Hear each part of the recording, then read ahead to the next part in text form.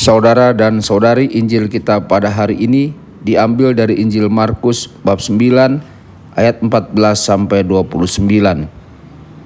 Pada suatu hari Yesus bersama Petrus, Yakobus dan Yohanes turun dari gunung lalu kembali pada murid-murid lain.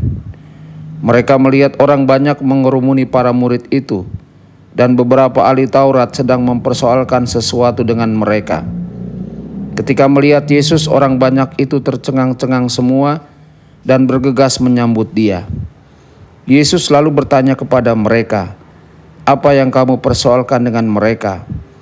Kata seorang dari orang banyak itu, "Guru, anakku ini kubawa kepadamu karena ia kerasukan roh yang membisukan dia. Setiap kali roh itu menyerang, anakku dibantingnya ke tanah, lalu mulutnya berbusa, giginya bekertakan, dan tubuhnya menjadi kejang. Aku sudah minta kepada murid-muridmu supaya mereka mengusir roh itu, tetapi mereka tidak dapat." Maka kata Yesus kepada mereka, "Hai kamu angkatan yang tidak percaya, berapa lama lagi aku harus tinggal di antara kamu? Berapa lama lagi aku harus sabar terhadap kamu? Bawalah anak itu kemari." Lalu mereka membawanya kepada Yesus. Dan ketika roh itu melihat Yesus, anak itu segera digoncang-goncangnya, dan anak itu terpelanting di tanah dan terguling-guling, sedang mulutnya berbusa. Kemudian Yesus bertanya kepada ayah anak itu, "Sudah berapa lama ia mengalami ini?"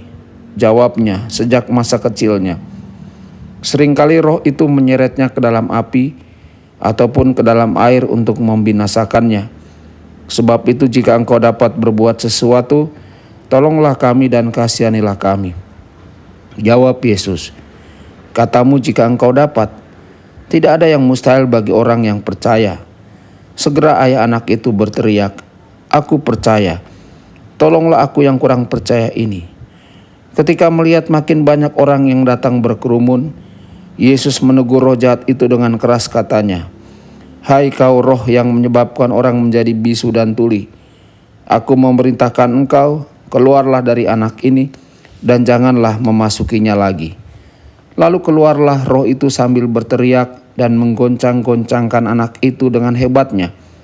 Anak itu kelihatannya seperti orang mati, sehingga banyak orang mengatakan ia sudah mati.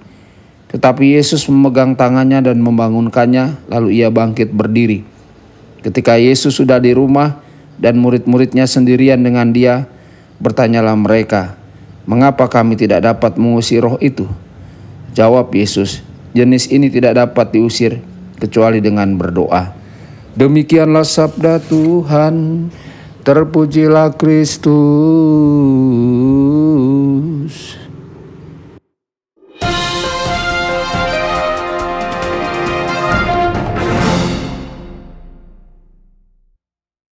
Saudara dan saudari terkasih dimanapun Anda berada, jumpa lagi dengan saya Romo Tedens dalam saluran Warta Kabar Sukacita.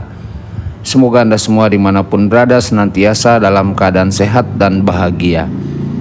Seberapa sering kita mencari tanda dalam hidup kita, tapi mungkin kita mencari tanda untuk alasan yang salah. Kita menginginkan tanda tentang pekerjaan apa yang harus diambil. Kita menginginkan tanda bahwa orang yang kita kasih ada di surga. Atau kita membuat pilihan yang baik dalam hidup. Tetapi apakah kita mencari tanda kehadiran Allah yang diwujudkan dalam pertobatan hati yang lebih dalam, atau dalam peningkatan iman, harapan, dan kasih? Saudara-saudari, hidup yang berbalik dari dosa dan berusaha hidup dalam kebajikan adalah tanda kerajaan Allah hadir dalam hidup kita dan di dunia kita. Ketika Yesus memulai pelayanan publiknya, Yesus memberitakan pertobatan dan kedatangan kerajaan Allah. Kemudian Yesus mulai menyembuhkan banyak orang. Yesus menunjukkan tanda-tanda identitas ilahinya dan tujuan kedatangannya.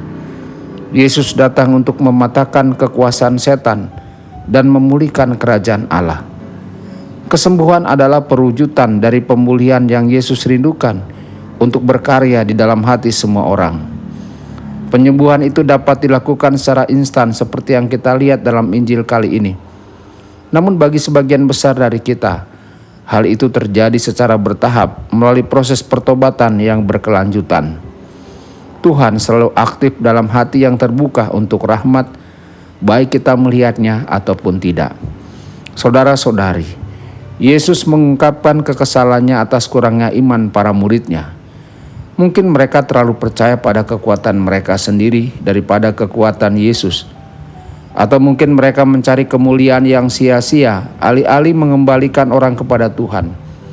Mereka gagal mengenali sumber dari semua penyembuhan, yakni Tuhan sendiri. Saudara-saudari, dalam hidup kita, semua kebaikan yang kita lakukan, penyembuhan dan pemulihan apapun yang kita alami, merupakan hasil dari karya Allah melalui kasih karunia-Nya di dalam jiwa kita. Yesus berkata bahwa jenis setan yang dihadapi para muridnya hanya dapat diusir melalui doa. Doa adalah iman dalam tindakan. Ketika kita berdoa, kita memberitahu Tuhan bahwa kita percaya Tuhan ada dan bahwa Tuhan cukup penting untuk kita cari. Kita memohon kepada satu-satunya yang benar-benar dapat mengubah kita. Doa membutuhkan tindakan iman yang luar biasa. Iman adalah kebajikan teologis yang mempersatukan kita langsung dengan Tuhan, sumber kehidupan dan penyembuhan. Saudara-saudari, kesembuhan terdalam adalah keselamatan yang datang melalui kasih karunia yang Yesus tawarkan kepada kita saat kita berpaling dari kekuasaan setan dan memasuki kerajaan Allah. Ini membutuhkan pemurnian, meninggalkan diri kita sendiri, dan puasa bisa berperan di sini. Beberapa terjemahan dari Markus bab 9 ayat 29 menyebutkan, Yesus mengatakan bahwa beberapa setan hanya dapat keluar melalui puasa. Puasa membantu kita membentuk kebiasaan berpaling dari rintangan yang menghalangi persatuan kita dengan Tuhan. Ketika kita ingin melihat kesembuhan dan transformasi batin dalam diri kita atau orang lain, Tuhan kita meminta kita untuk berdoa dan berpuasa. Tuhan Yesus memberkati dan menyertai Anda semua. Sabda Allah adalah kebenaran. Sabda Allah adalah kehidupan. Mari kita mencintainya, mari kita menghayatinya.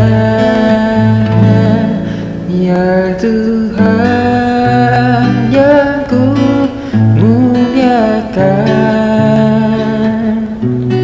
sabdamu angkat resahku.